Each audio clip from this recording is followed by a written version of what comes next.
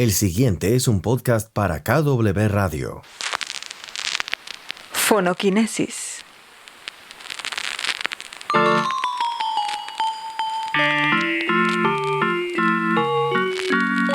Muy buenos días, buenas tardes y buenas noches a todos los que nos acompañan aquí en el bello Barcelona y bueno, donde quiera que estén.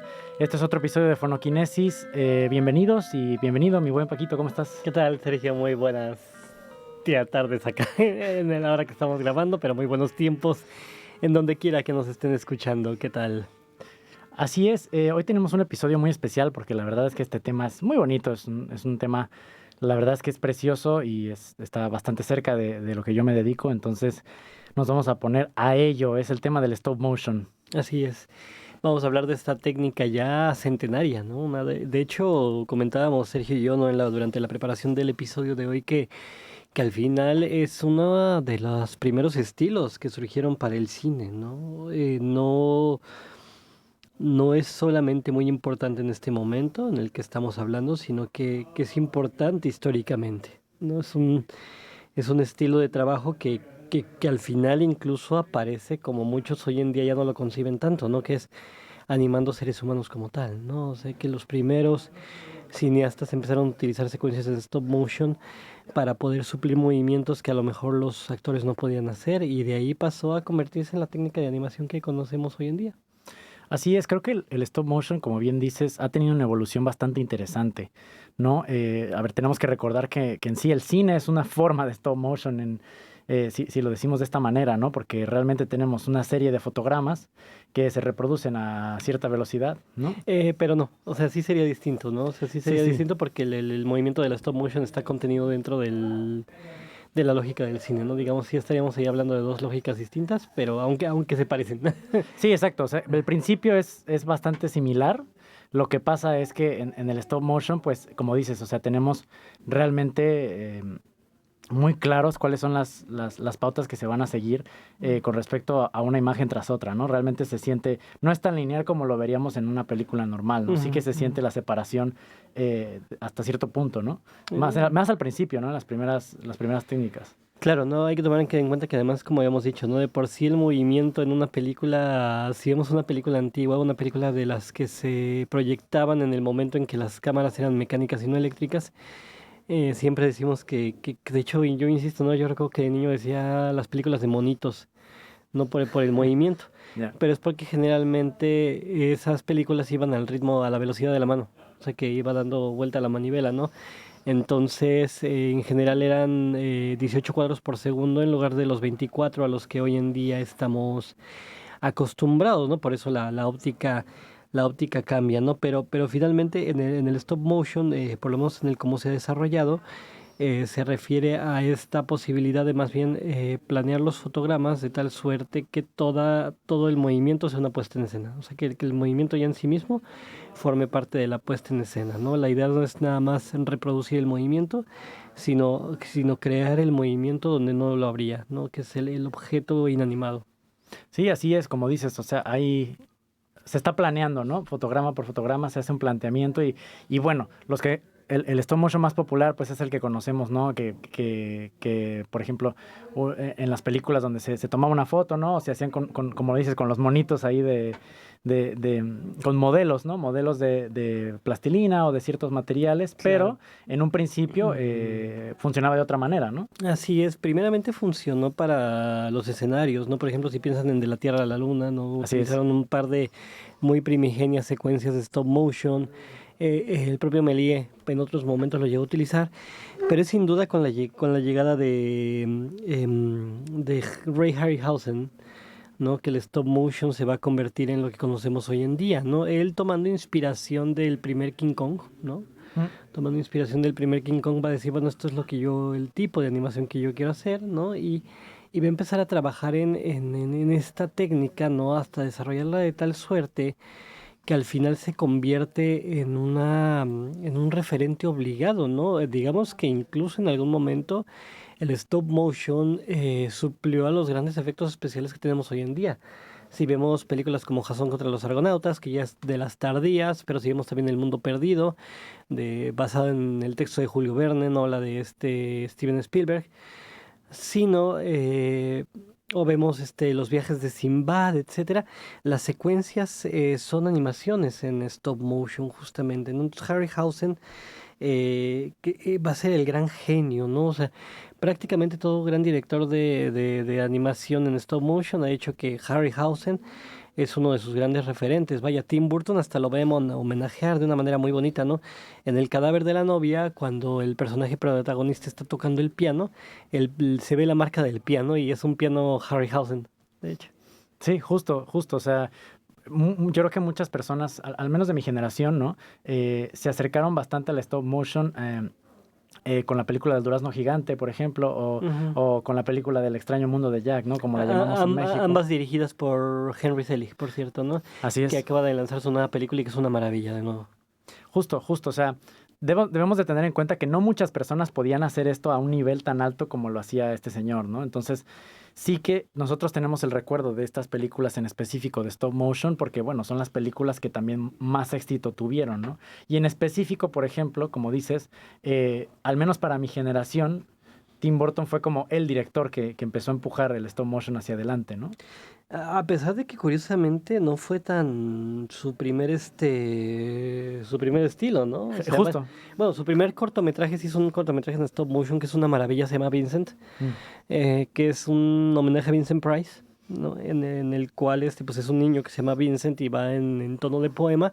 Justamente, ¿no? Yo llegué a hacer una versión al español del cortometraje de Burton, que me lo habían pedido para el DVD originalmente, de hecho, y que no se utilizó porque era muy poético, ¿no? Entonces eso lo lamento, pero por ahí tengo la ver, porque pues vaya, o sea, les digo, es que es un poema, el Vincent es un poema, ¿no? Entonces lo más adecuado Claro. a mí me parecía hacerlo de manera de poema y no nada más traducir literalmente, sino tratar de darle musicalidad, pero bueno, no les gustó la idea. Pero aún así, ¿no? El corto es una maravilla, ¿no? El corto es una maravilla, es lo que le gana el contrato, su primer contrato con Disney, ¿no? Es lo que le gana su primer contrato con Disney. De ahí lo van a hacer dibujante, va a llegar a, por ejemplo, él hace ¿quién diría, no? Hace los diseños para El zorro y el sabueso, ¿no? Así es. Nada que ver con su estética. Y de ahí es que le permiten dirigir Frankenweenie, ¿no? Él originalmente, de hecho, quería dirigir La pesadilla antes de Navidad, como es conocida aquí. Sí. Nosotros en México, ustedes disculparán, pero le pusieron El extraño mundo de Jack. Él originalmente quería dirigirla. Es un cuento, poema que él escribe muy joven, que formaba parte de la serie del chico Ostra, que después publicó Editorial Anagrama en castellano. Pero por tiempos, porque estaba dirigiendo el joven Manos de Tijera, o Eduardo Manos Tijera, como es conocido aquí, que es más precisa la traducción, por cierto. Sí, justo. No puede tomar el proyecto y es Henry Selick quien se hace cargo, y de ahí la carrera de Selick va a levantar. Ya era un gran animador desde antes, ¿eh? O sea, ya había dirigido Jimmy el Durazno Gigante, por ejemplo. Ya era un animador maravilloso, pero creo que era muy incomprendido, y ahora, por lo menos en Estados Unidos, a mí me parece el mejor.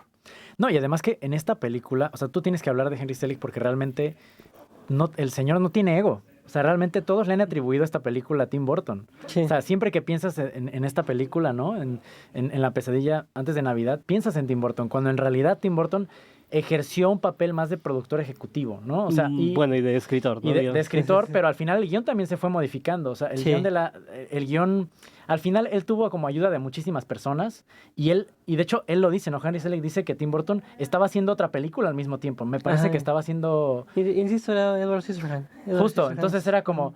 Al final él estaba como entre dos proyectos, no podía estar ahí mucho tiempo, entonces sí que le dio la batuta bastante a Henry Selick, lo cual nos habla bastante de su talento porque Tim Burton es bastante controlador con las cosas que hace, ¿no? Uh-huh. Entonces él realmente le gusta mucho tener la última opinión, ¿no? En cuanto a la estética y la narrativa de sus películas. Sí, la estética es completamente burtoniana, ¿no? Pero finalmente sí, ¿no? Como dices, se ve mucho la mano de Selig. Y sí es un tipo de verdad, según yo vamos a hablar mucho más tarde de él, pero bueno, ya salió el tema, vale la pena ya tocarlo. Nos vamos a ir muy en desorden creo, en este episodio. Pero ciertamente, ¿no? O sea, es un creador maravilloso, ¿no? Entre otras cosas le debemos Coraline. Wendell y Wild es una película. Cubo, que es extraordinaria. O sea, preciosa. Cubo de verdad, o sea, véanla. Solo la primera secuencia paga el boleto. O sea, nada más así la primera secuencia paga el boleto, que es esta escena maravillosa de las olas del mar. ¿no? O sea, donde las vemos, el oleaje del mar en más de un momento, etcétera. Es una preciosidad, de verdad. El Sí. tipo es brillante, ¿no? O sea, entonces, de hecho, creó este estudio que se llama Laika, que tiene para mí películas que, perdón, ¿no? Y miren que me gusta Pixar, ¿eh? No tengo nada en contra de Pixar, me gusta mucho.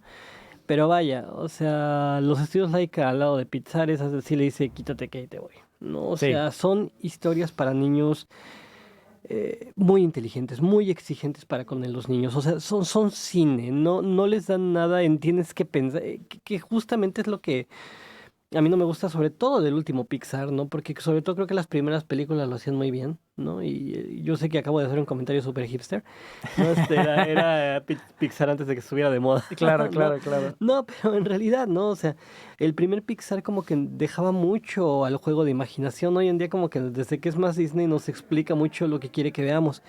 Y Selig, por el contrario, sigue confiando en que los niños son suficientemente inteligentes para entender la película y hacerse preguntas sin que les dé respuestas. Coraline es una maravilla por eso, ¿no? Y por eso muchos se asustan, ¿no? Muchos padres tradicionales se asustan de que sus hijos vean Coraline, ¿no? Porque ¿qué representa? Que de repente ella entre a un mundo de fantasía en donde tiene una mamá ideal que no tiene ojos, ¿no? O sea, es decir, que tiene botones en lugar de ojos, ¿no? Claro. Es decir, la imaginería es aterradora en cierto momento, ¿no? Pero son películas súper inteligentes. Cubo es una película sobre la herencia, sobre el duelo. No, es brutal, ¿no? Incluso Trolls, ¿no? Justo. O El Eslabón Perdido, que yo ni siquiera me había dado cuenta que era de ellos también, ¿no? Es decir, ahí abre un panorama gigantesco nada más en el cine de animación de Estados Unidos, que bien vale la pena tomar en cuenta. Sí, definitivamente creo que también que las historias sean mm, o sea, que no estén diluidas, también hace que los adultos puedan ver estas películas y las disfruten, ¿no? O sea, yo disfruté absolutamente de estas películas, de Coraline. O sea, es que me parece una obra maestra, la verdad, del stop motion. Me parece que el guión está muy bien logrado y como dices, o sea, la relación entre los personajes y a mí yo siento que también hace referencia un poco a las historias de antaño, ¿no? A las historias, a los cuentos de niños que se realizaban antiguamente, que eran un poquito más, o sea, que estaban un poquito más elevados en términos de narrativa, Pues, ¿no? pues es que justo creo que acabas de tocar un tema muy importante y que sería bueno dedicar un episodio a eso, ¿no? Al cine infantil. Ujú. Bueno, al cine para niños más bien, porque el cine infantil sería si lo hacen niños, que también existe, por Ya, ya, cierto, ya, que ya. también existe. Pero si hablamos del cine hecho especialmente para niños, pasa lo mismo. Justamente ahora que haces el comentario pensaba en lo que decía Alberto Chimal en algún momento sobre la literatura infantil. Él decía, a quien por cierto le mandamos un saludo si nos está escuchando, al queridísimo Alberto Chimal. Él en alguna conferencia decía, ¿no? Que no es, que no, que tomemos en cuenta que, por ejemplo, los hermanos Grimm no hacían literatura para niños, hacían literatura, punto. Claro. No hay más. O sea, ellos hacían literatura, que era una literatura que preferentemente se leía con niños. No, es decir, pero los textos son súper inteligentes, ¿no? O sea, no son complacientes en ese sentido. Parecería, a mí me da esa impresión tanto en la literatura como en el cine, ¿no? Que hoy en día somos muy paternalistas, ¿no? Justamente con los niños y creemos que se les tiene que dar todo con un cuidadito, como porque no van a entender absolutamente nada. Y no, Mm, o sea, películas como Coraline, obviamente basada en el extraordinario relato de Neil Gaiman, que claro. Gaiman además tiene, hay que decirlo, tiene una tradición muy clásica, una formación muy clásica a la hora de su escritura, Sí. de ahí que justamente sus cuentos para niños sean tan aterradores, ¿no? Está Coraline, está uno que yo ruego porque Henry Selick lo haga en animación en algún momento, ojalá nos esté escuchando sepa español y Neil Gaiman lo convenza, pero a mí me encantaría ver una del cuento del cementerio, Mm, ¿no? Perdón, el libro del cementerio. Es decir, Gaiman ayuda mucho para eso, ¿no? Y Selig sabe reconocer ese tipo de historias. Vaya, que Jimmy el Durazno Gigante, yo recuerdo que pasó desapercibida en cine, pero tiene mucho que ver con que casi nadie entendía hacia dónde iba. Justo ese fue el problema, creo que de esa película. Y a mí me encantaba. Sí, O sí, sea, yo sí. recuerdo haberla visto en televisión, en específico, bastantes veces, porque la pasaban en el Canal 5 bastante. Saludos al Canal 5 ahí de México. Al desaparecido. Al desaparecido Canal 5. Y yo recuerdo verla bastantes veces y me pareció una película extraordinaria porque realmente exploraba el origen de la oscuridad misma, ¿no? O sea, Ujú. realmente exploraba temas bastante duros para, como dices, o sea, que tal vez si eres niño, uno pensaría que los niños no lo entienden, pero a mí me pareció maravillosa y yo la vi cuando tenía, yo que sé, unos 8 años. Claro, ¿sabes? O sea, sí, no, de hecho, total, porque son la generación, yo la vi con mi primer sobrina, ¿no? Cuando era niña, ella, ¿no? O sea, porque yo además no sabía de qué iba. Yo ya había, curiosamente en México, no sé si te acuerdas, pero llegó después de que llegó Pesadilla después de Navidad. sí, justo. No, o sea, justo por el éxito del Extraño Mundo de Jack, perdón, voy a mezclar los títulos porque estamos hablando para los dos países. Claro. Bueno, sobre todo, ya si alguien más en otro país está riendo de qué tan mal decimos los nombres de las películas, una disculpa. Pero justo, ¿no? En México se estrena gracias al éxito de La Pesadilla antes de Navidad. Ujú. ¿No? Jimmy el Durazno Gigante, aunque es previa. Entonces, pues muchos ya la recuerdan más bien en video. Yo no sabía de qué iba la película, no sabía que era Henry Selick. Me pongo a verla con mi sobrina, no pensando que íbamos a ver. En ese momento mi sobrina estaba clavadísima con Mary Poppins. Y yo decía, mira, veo cualquier cosa con tal de que ya no quieras ver Mary Poppins. Nos pusimos a verla y quedé fascinado. Y bueno, los dos quedamos fascinados, ¿no? Y como dices, ¿no? Entendió ella perfectamente. De hecho, es un tipo de estética que le gusta mucho. Ella es súper fan de Coraline, ¿no? Hasta la fecha.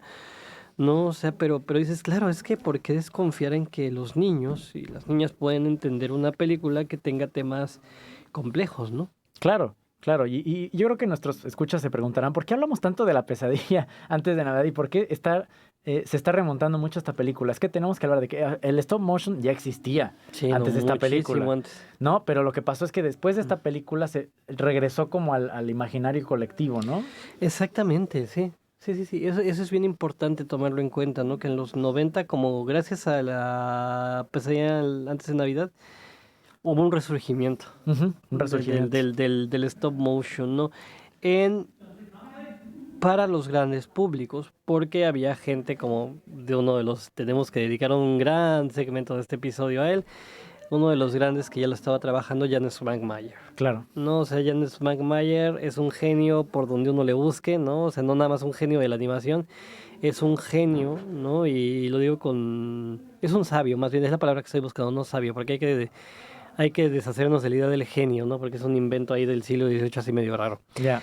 Pero sí es un sabio, era la palabra que estaba buscando, porque además yo insisto que la sabiduría tiene que ir de la mano con la generosidad. Que si una persona no es generosa, no es sabia, Claro. ¿no? Entonces, justo, ¿no? Hace unos años fue a presentar su última película, y lo digo así, no porque se retira. De hecho, él ya no quería terminar esta película que se llama Insectos, porque todas las películas las había hecho junto con su esposa. La esposa muere durante la preproducción de Insectos, y él dice que ya no la quería terminar. Pero bueno, al final lo convencen, incluso Guillermo del Toro aportó dinero para la película, porque pues, es un admirador del trabajo de Maguire. Y es así que termina el filme. Fue a México a presentar la película hace unos años en la Cineteca Nacional. Y justo, es un hombre de una generosidad, de una sabiduría, de una inteligencia brutales, ¿no? Claro. Y si uno lo ve como animador, él se considera el último surrealista. Yo insisto que el tipo pudo llegar mucho más allá de lo que los surrealistas, y voy a utilizar esta palabra, soñaron en llegar. ¿No? O sea, curiosamente, pero de verdad un tipo brillante. Y estoy seguro de que han visto muchos de sus cortos, aunque no lo sepan, porque de repente, Claro. y eso es algo que sí me molesta un poco de las redes, mucho de las redes sociales, que la gente comparte cosas sin darle crédito, ¿no? A quien lo hizo, ¿no? Entonces he visto, por ejemplo, tiene un cortometraje maravilloso que se llama Las Dimensiones del Diálogo, en que dos cabezas de arcilla se están comiendo la una a la otra constantemente. Claro. Es él, ¿no? Él es el director de este filme, de este cortometraje. Está Meat Loaf, ¿no? O sea, También. que es uno de dos vistecitos ahí haciéndose el amor, ¿no? Y que de repente terminan siendo cocinados por un tenedor ahí cruel y despiadado que nada más los toma y los lleva a la sartén. Pero que también tiene cosas como una versión loquísima de Alicia en el País de las Maravillas, en stop motion. Maguire, ¿cuál es su gran habilidad? Que combina la técnica, ¿no? Con otro tipo de elementos, ¿no? Claro. Por ejemplo, generalmente a sus actores los va a mover en stop motion. Es un trabajazo. Y sus actores dicen que era dificilísimo, ¿no? Dice, porque vienes Maguire y te pone así. Y después te pone así. Y después te pone así. ¿No? Entonces te va moviendo, ¿no? Personalmente, ¿no? O sea, para que el tipo de movimiento quede en lo que quiere la película, ¿no? Y que las imágenes de los actores y las actrices junto con los personajes que está creando tengan una secuencia ilógica, ¿no? O sea, si pongo la I entre paréntesis para decir ilógico. Y, por ejemplo, tenemos en su versión de Alicia un conejo que es disecado. Mm, O sea, el conejo que lleva por el agujero del conejo a esta Alicia es un conejo que está disecado, pero que como está descosido, el aserrín se le está saliendo constantemente, entonces tiene que estar comiendo aserrín en más de un momento y cociéndose a sí mismo, ¿no? Para mantenerse. Y que además hace una alegoría maravillosa Svankmajer de la vida en Checoslovaquia, mm. ¿no? O sea, recordemos que todavía estaba el régimen mal llamado comunista, ¿no? En la época. Y mucho de su cine fue censurado, Claro. ¿no? Entonces, llegó curiosamente, como dicen por ahí, nadie es profeta en su tierra, y Svankmajer lo conocemos porque algunas de sus películas llegaron a Francia, y fue ahí Cuando explotó. cuando explotó. Ajá, así. Sí, sí, definitivamente. No, como dices, es una persona que ha aportado muchísimo, ¿no? Rara vez vemos, o sea, muchas veces si hablamos de una corriente cinematográfica o de un estilo, ¿no? Tenemos ciertas personas que aportan bastante a ese estilo y creo que él fue de las personas que, o sea, empujó esto hacia adelante y lo llevó a otro reino y en específico como utilizaba también narrativas que como decimos, ¿no? No solo, o sea, no eran para niños en específico. No, no, de hecho para nada, para Exacto. nada. Él nunca dirigió, o sea, él decía, ¿no? En alguna entrevista que no le molestaba si sus películas las veían niños, pero no estaban particularmente pensadas para ellos. Y eso es lo importante, que yo creo que en esta generación, bueno, al menos en la mía, por ejemplo, que se popularizó tanto el stop motion con la animación para niños o en ese sentido, podríamos pensar que se creó simplemente para hacer este tipo de películas, cuando en realidad Ujú. no es así. Exactamente, son dos fenómenos, ¿no? Justo. Uno es este, Ujú. ¿no? Y el otro es que la aparición de la televisión fue la que contribuyó sobre todo a finales de la década del 60 Claro. a hacer pensar que todo dibujo animado tiene que ver con infancia. Mm, No sé, porque los sábados por la mañana originalmente estaban dedicados a los dibujos animados. En México era a diario, ¿no? O sea, a claro. partir de la hora de salida de las escuelas, me acuerdo que había una serie de caricaturas como eso de las 7 de la mañana, en lo que te estaban dando el desayuno, y luego a partir de las 3 de la tarde, ¿no? Así es. En adelante ya era una programación infantil, Ujú. ¿no? Entonces, creo que esas dos tendencias fueron las que hicieron que nos acostumbráramos a pensar que el dibujo animado es exclusivamente para niños, ¿no? Pero tenían que venir afortunadamente en otras latitudes estaban trabajando directores muy serios, ¿no? Y insisto, no hay que tomar en cuenta que Svankmajer es el gran referente del propio Selig, de Burton, de Guillermo del Toro, insisto, incluso del Toro, cuando se entera que no tenía dinero Svankmajer para terminar su película, aporta Mm, una cantidad considerable para la inversión, tiene que hacer un crowdfunding, por cierto, ahí claro. le tengo un reclamo a los que lo organizaron que nunca me mandaron el guión porque yo entré, ¿no? Y se supone que me tenía que llegar el guión y nunca llegó. Entonces, él es un referente obligado, ¿no? Están Ray Harryhausen, ¿no? Y por el otro lado está Jan Svankmajer, ¿no? Bueno, el propio Wes Anderson, ¿no? Que también ha trabajado en También, animación, stop también. motion y maravillosas, Maravillosísimo, sí. El fantástico señor Zorro y la isla de los perros, ¿no? Además con la música de Alexander Desplat, que está chulada completamente. Sí, sí. Pero él también, ¿no? Reconoce que gran parte de su inspiración para hacer stop motion, e incluso por eso los personajes de Wes Anderson se mueven como se mueven, Mm. es por tratar de imitar el movimiento de los personajes de Svankmajer. Sí, la escuela está muy clara. O sea, yo creo que la escuela en esta corriente es muy, muy clara y en específico, por ejemplo, con Wes Anderson, lo mismo, ¿no? Él relata historias que son un poquito más complejas, ¿no? Por ejemplo, en La Isla de los Perros sí que hay muchísimo. Lo que me gusta justo de esta película es que no se limita a tener paisajes como más cerrados. O sea, aquí realmente ves paisajes bastante abiertos. O sea, lo está tratando de empujar hacia otro lado, ¿no? El stop motion. Y esto yo creo que es lo más importante, que sí que es un arte que todavía se puede llevar a muchos lados, ¿no? Y que creo que la tecnología le ha venido bastante bien. Sí, no, tiene tesituras tremendas, ¿no? Estamos hablando de estas películas, pero por ejemplo hablemos de Anomalisa, ¿no? Claro. Charlie Kaufman, ¿no? Claro. O sea, que con su ingenio también surrealista, ¿no? Hace una película completamente adulta, completamente deprimente, ¿no? O sea, justo, ¿no? Yo la vi Sí. cuando estaba terminando mis 30, ¿no? La vi y dije, qué triste, ¿no? O sea, porque además el personaje era un contemporáneo, uno identifica perfectamente bien las situaciones, así como dicen que uno ve una película de niños, ¿no? Y dices, me marcó.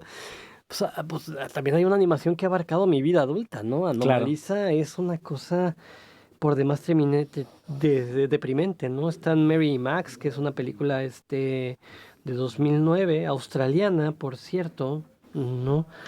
Y que relata la extrañísima amistad entre, bueno, la dirige Adam Elliott, y relata la muy, muy extraña amistad entre Max, que es un anciano ahí que vive ya solo en su casa, y Mary, ¿no? Que es una mujer que tal cual empieza a hacer amistad con este otro personaje, ¿no? Claro. Entonces, vaya, o sea, sí, creo que justo eso, ¿no? La tecnología contemporánea, sobre todo a nivel cámara, ha ayudado a que puedan dar sobre todo profundidad de campo a las historias, ¿no? Sí, sí, definitivamente. Yo creo que hay muchísimo que explorar todavía, ¿no? En el stop motion. Yo creo que, bueno, historias sobran al final y sería interesante ver, por ejemplo, bueno, o quién sabe, igual y no, porque lo arruinarían, pero yo pensaría ¿qué pasaría si Disney invirtiera un poquito más en stop motion otra vez, ¿no? Sí, fíjate que eso hay que reconocerle una cosa a los directores del estudio, no a Disney, ¿eh? Claro. Pero los directores del estudio trataron, pero es la maldición Pixar, ¿no? O sea, porque Pixar hace muy bien su trabajo, entonces como que si se fijan, las únicas animaciones de Disney que han funcionado bien en los últimos años son animadas por computadora. No son no son stop motion. Ojo, Pixar utiliza, a pesar de que utiliza tecnología por computadora, utiliza técnicas antiguas. Claro. No, o sea, no. Sí hay animación, no es como esta captura de movimiento, ¿no? Que tanto le gusta a Robert Zemeckis, pero que parece algo salido del Valle de las Lágrimas, ¿no? Sí. Es horrible Es siempre, horrible, ¿no? Estamos sí. pensando, por ejemplo, en películas como el Expreso Polar o... Los ojos malditos de los personajes esta- así vacíos, ¿sabes? Sí, esta versión de Scrooge, ¿no? Monster House, ¿no? Que Uf. con Monster House es bien lamentable porque la historia es bien bonita. Sí, y la historia es película bien tenía bonita, potencial. pero la animación es pavorosa, ¿no? O sea, Ya. lo aterrador no es la historia, es la animación. O sea, de Sí. verdad es... si quieren ver el rostro de la muerte por hambre a los ojos, vean esa película, ¿no? Porque los niños se ven así como si tuvieran inanición, ¿no? O sea, entonces, y mal, o sea, pero muy mal. Muy mal, sí. Entonces, sí, Pixar se anima en técnicas tradicionales y de ahí después de eso transporta a la tecnología digital. Claro. Pero curiosamente, cuando Disney, insisto, trató de invertir en animación stop motion, no les fue nada bien.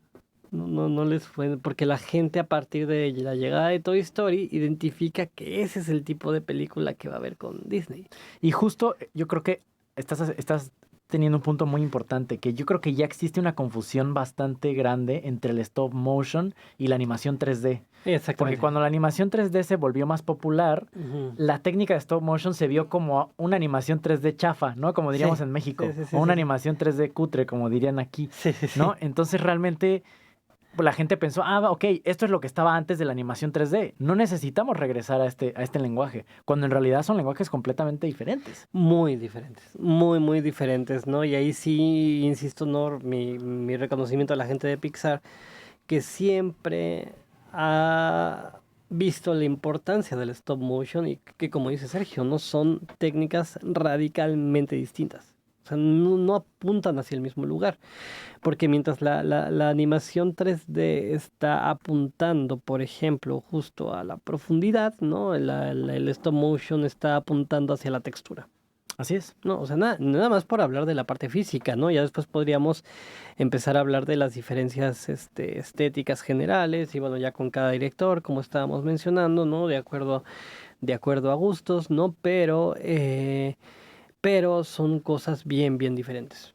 Sí, sí, definitivamente. Me gustaría hablar de otra serie. Bueno, empezó como cuatro cortometrajes y después se hizo película, pero me parece que es una una propiedad intelectual que es muy importante en la historia del stop motion, que es Wallace y Gromit. Ay, cómo no, sí, yo también aquí los tenía en mis apuntes, ¿no? Wallace y Gromit, ¿te acuerdas del nombre del que los crea? Siempre se me Sí, olvida. es Nick sí. Park. Nick Park, exactamente. Ay, maravilloso, Nick Park y que colabora mucho con un hombre que se llama Peter Lord, ¿no? Con él dirige la Justo. de Pollitos en Fuga, no sé cómo la conocieron aquí. Sí, pues a mí me encanta. Chicken Run, ¿no? Pero, Pollitos en Fuga es la porque mejor nombre. es, El mejor sí, nombre. Pollitos en Fuga se llamó en México, es una maravilla y tiene una línea maravillosa o sea, para la historia del cine, ¿no? Hay un punto en el que una de las gallinas se salva de que la ejecuten, o sea que al final terminan no cortándole la cabeza ese día. Entonces está súper asustada porque la iban a matar, ¿no? Pero ya cuando se va el granjero, ¿no? Y sobrevive, dice, "Oh, vi toda mi vida pasar enfrente de mis ojos. Fue muy aburrido." No, Sí, es cierto, no me acordaba. Es una, no, yo por eso es una gran línea. La película es muy inteligente. Pero bueno, Nick Park es el creador de Wallace and Gromit y recientemente de Shane, la abeja Shane. Ah, sí, cierto, que es cierto, uno de cierto. sus trabajos más Recientes. De nuevo, él sí trabaja específicamente para niños, Sí, pero justo le preocupa que las historias sean inteligentes. De hecho, él decía, ¿no? Que trabaja mucho para bebés, que él está pensando mucho en no nada más niños, sino que está pensando incluso en niños menores de 5 años. ujú, No, o sea, pero volvemos al punto, si se fijan, sí hay mucho diálogo en sus películas, sí hay mucha acción, ¿no? Suelen ser películas muy vertiginosas y que hacer un trabajazo animar algo así, ¿no? muchísimo trabajo, sí. Porque lo que le interesa es que la historia sea, uno, visualmente atractiva para los niños. Justamente creo que hasta por eso pensaste en él de inmediato, ¿no? Porque fue en el momento en que hablé de la textura. Justo, Y, sí. y si uno se pone a pensar y a ver las películas de Park, ¿no? Hay mucha textura en ellas, ¿no? Hay siempre hay un personaje que no habla, ¿no? Mm. Que en este caso es Gromit, que la oveja Shane no habla, ¿no? Ujú. En fin, ¿no? Siempre hay este tipo de personajes, pero que justo, ¿no? Park es sin duda uno de los más pacientes, Claro. ¿no? O sea, porque el movimiento de sus personajes es impecable, ¿no? Pero tiene que trabajar muchísimo en No, cada y tiene secuencias de acción bastante considerables. O sea, en Pollitos en Fuga, hay varias secuencias de acción que, o Sí. sea, que los pollos corren y tú piensas que la fisionomía de un pollo no es la misma que Sí. la de una persona, ¿no? Claro. Entonces realmente tuvo que plantearse cómo desarrollar estos personajes para que funcionaran. Y lo que también me gusta de Nick Park es que lleva el stop motion a lugares donde, o sea, porque utiliza mucho la comedia, ¿no? Y su comedia es muy buena. Pero de repente, por ejemplo, puede deshacer a los personajes, rehacer a los personajes. O sea, realmente no le preocupa la realidad dentro de sus Sí, películas. no, jamás. O sea, lo que a él le gusta realmente es explorar hasta dónde puede empujar el medio para contar su historia. Exacto, y que de ahí de nuevo vemos la mano de Spangmayer, ¿no? Porque justamente, ¿no? No le ven o sea, es un surrealista, no le ve interés, o sea, todo su mundo es muy ensoñado, ¿no? Una de mis películas favoritas es Jan Spangmayer, y que se la pueden ver en YouTube. Tiene una versión de La caída de la casa de Usher, del cuento de Edgar Allan Poe, pero que curiosamente la historia la cuentan los muebles de la casa. Mm. Entonces lo que están animados son las sillas, pero no esperen la Bella Durmiente, ¿eh? O sea, de Disney, Claro. no esperen que va a aparecer el candelabro cantando ni nada por el estilo, ¿no? Mm. No, es qué pasaría si los muebles se mueven, ¿no? O sea, que además eso significa la palabra mueble, que está en movimiento, ¿no? Que se puede mover, ¿no? Por eso lo inmobiliario es lo que no se mueve, es la casa, ¿no? Y el mobiliario es lo que está dentro, ¿no? Es lo que se puede mover. Claro. Entonces, justamente juega con esa idea de que el mueble se mueve, ¿no? Y lo pone en acción, lo pone en movimiento y son estos los que están contando la terrible caída de la casa de Usher. Sí.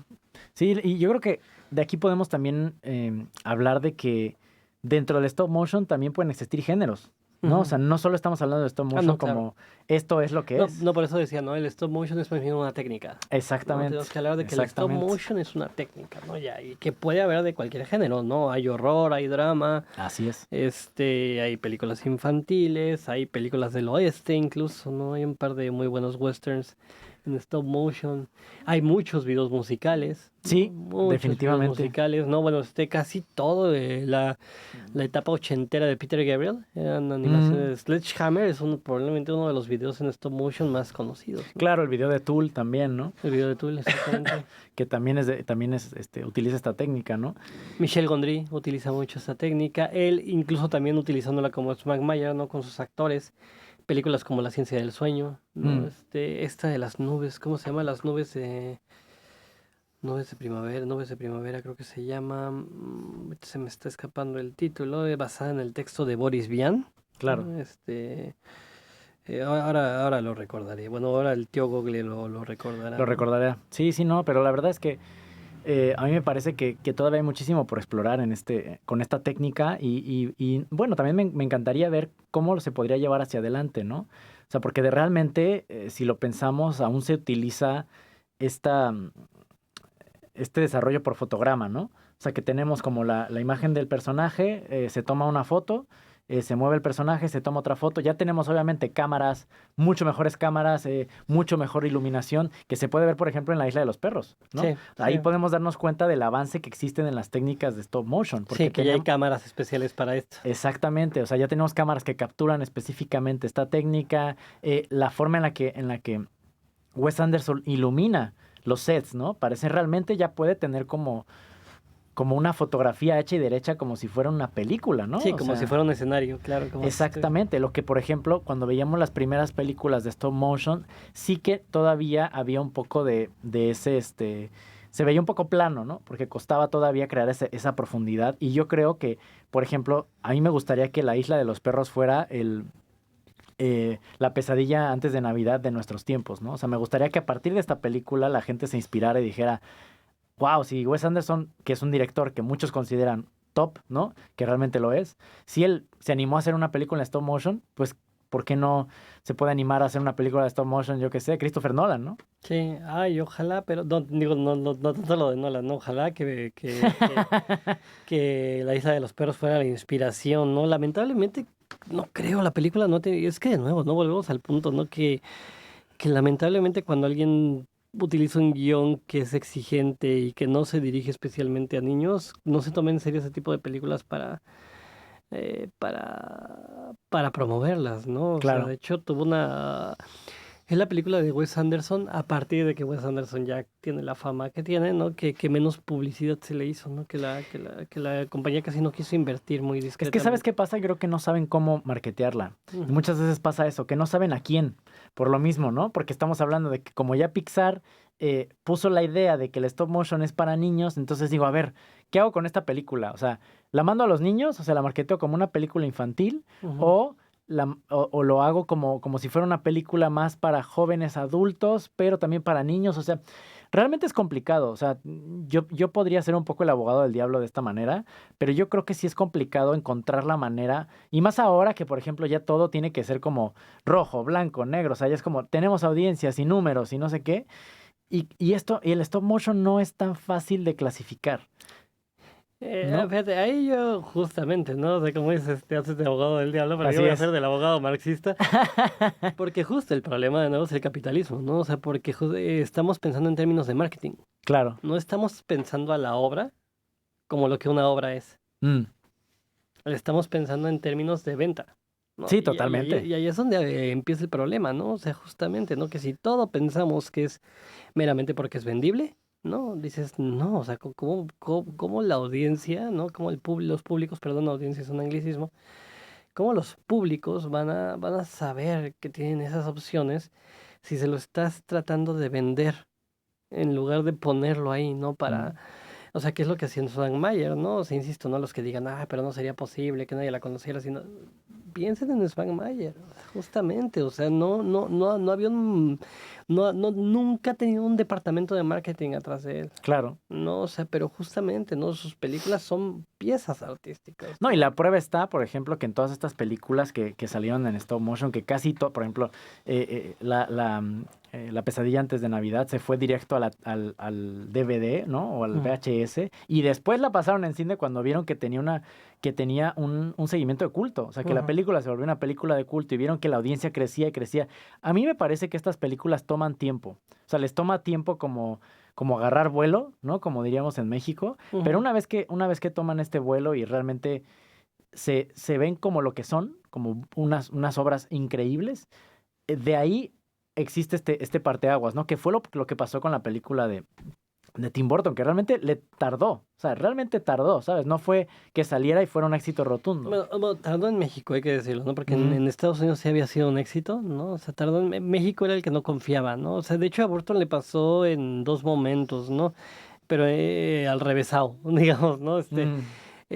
La pesadilla antes de Navidad sí había sido un éxito en Estados Unidos y a México llegó a directo a video, ¿no? Y es después que deciden que ven que, la cantidad de seguidores que tiene la película que la estrenan en cines. Claro. Y le pasó al revés con el cadáver de la novia, ¿no? O la novia cadáver, como le dicen acá, porque la imaginería del cadáver de la novia era muy ruda para los gringos, ¿no? Los gringos que en particular que le tienen miedo a las calaveras, y pensemos que algo que habíamos comentado en algún momento, ¿no? Que la música de Danny Elfman es maravillosa e inteligente como siempre, y que si se fijan, cuando estamos en el mundo de los vivos, en la música siempre hay un constante tic-toc, tic-toc, tic. Todo el tiempo la música tiene un tic-toc. Y cuando estamos en el mundo de los muertos, siempre hay swing, ¿no? Es decir, el mundo feliz es el mundo de los muertos. Pues resulta que eso asustó muchísimo al público de Estados Unidos, ¿no? Entonces no fueron a ver la película, fue un fracaso en taquilla, pero se salvó en México, porque de por sí esa es nuestra visión de la muerte. Claro. Para nosotros no era nada nuevo, que nos gustó. Entonces justo, ¿no? O sea, le ha pasado a Burton en dos momentos separados, así, este doble fenómeno, ¿no? Pero sí hay que decir que el Nightmare Before Christmas había sido un hitazo en Estados Unidos previo a llegar a México. Sí, definitivamente. Como dices, igual y en otros mercados le fue más complicado tener éxito, ¿no? Pero realmente en Estados Unidos fue pues el parteaguas para decidir si la llevábamos a otros lados, ¿no? Y bueno, ahora que hemos estado hablando de películas, bueno, eso, de inicios de los 2000, ¿por qué no hablamos de películas un poco más contemporáneas, ¿no? Películas que hayan salido en estos últimos años que... Pues yo me iría justamente de nuevo con Wendell and Wild, la última película de Henry Selick, es de este año, está en Netflix, ¿no? La produjo ahí. Lamentablemente, por lo menos aquí no creo que se haya estrenado en España, yo no la había estrenado en cines. Me parece que no. Tristemente, además, porque vale muchísimo la pena, ¿no? Vale mucho la pena. Además, las voces en inglés las hacen Kean, Jordan Peele y cierto, y Michael sí, Key, sí, ¿no? Son los que hacen las voces. Que por cierto, la película que hace rato decía de Michel Gondry se llama Las nubes de los días. Es casi como se llama el texto de Boris Vian. Y en México le pusieron el muy desafortunado título de Amor Índigo. Pero bueno, y hay una animación francesa extraordinaria que se llama Calabacín. Calabacín. Esa vale mucho la pena porque además sí es una película para niños como tal, pero de nuevo, ¿no? Que el tema es fuerte, ¿no? El tema es, mi nombre es Calabacín, le pusieron aquí en España, de hecho. La película la dirige nada más ni nada menos que... ahora les diré el nombre del director porque se me está olvidando. Pero la película es curiosa, ¿no? Porque trata acerca de la orfandad.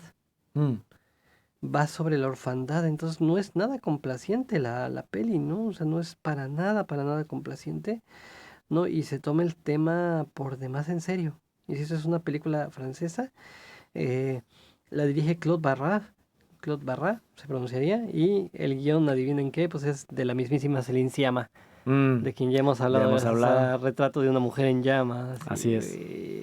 Lirios acuáticos, ¿no? Justo, sí. Sí, otra película de la que también me gustaría hablar sería de Marcel Dachel, ¿no?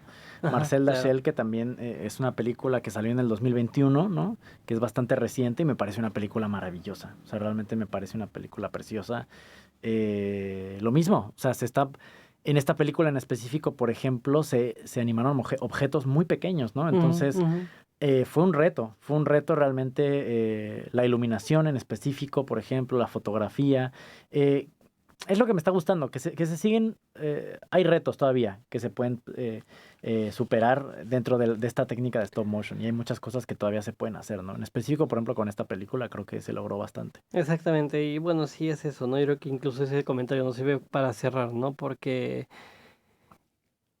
claro, hay muchísimo por hacer, se nos fue, ya algún día tendremos, porque ahora nos hicimos este capítulo muy dedicado al cine un poco más conocido del stop motion. Claro. Pero si habláramos de todo lo independiente, no acabamos. Que tendremos que hacerlo, ¿no? Sí, no acabamos. Ahorita ya nos comió el tiempo, pues ese cruel verdugo que tenemos en Fonokinesis se nos fue por la conversación, pero prometemos que haremos ese episodio del cine de stop motion independiente, porque además hay gente muy joven haciéndolo en este momento. Es una técnica que muchos están utilizando y que bien valdría la pena analizar. Sí, y hay gente en México también muy buena en esta Sí, técnica. sí, Yo he sí. visto varios cortometrajes increíbles de stop motion. Pues uno que me dejé aquí anotado, porque finalmente, insisto, ¿no? Se nos fue rápido el tiempo, pero vámonos desde Carreras, ¿no? Héroe.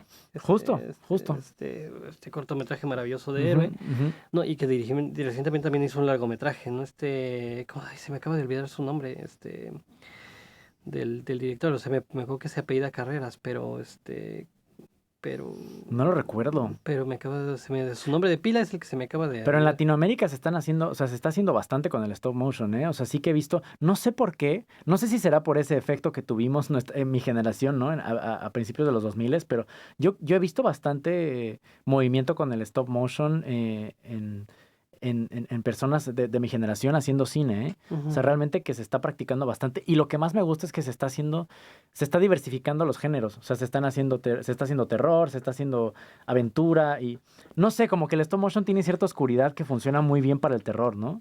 Sí, o bueno, para cosas parecidas, ¿no? Ujú, O sea, por ujú. ejemplo, también en México se hizo una que de hecho se llevó el Oscar, ¿no? Uno de nuestros pocos Oscars en la historia es una animación en stop motion, que es la versión de Pedro y el Lobo, Así es. ¿no? O sea, que se produjo ahí, ¿no? Creo que se llama Miguel Ángel Carrera, de hecho, no sé, pero bueno, no me acuerdo del nombre del director, se me acaba de ir, pero que es un cortometraje maravilloso.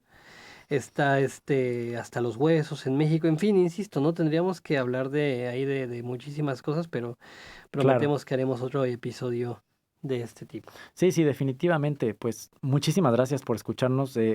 Realmente les invitamos a ver estas películas. Son películas muy disfrutables. Algunas de estas películas, pues si tienen hijos o si tienen niños, bueno, hijos adolescentes o niños también se pueden disfrutar junto con su familia, ¿no? Hay algunas que no, algunas que sí, pero realmente creo que son películas que se disfrutan, ¿no? Así es, así es. Entonces, pues nada, eso, ahí están las primeras recomendaciones con este tema y prometemos muchas más en la siguiente entrega. Así es, esto fue Fonoquinesis. Muchísimas gracias por escucharnos. Ya saben, estamos en todas las plataformas.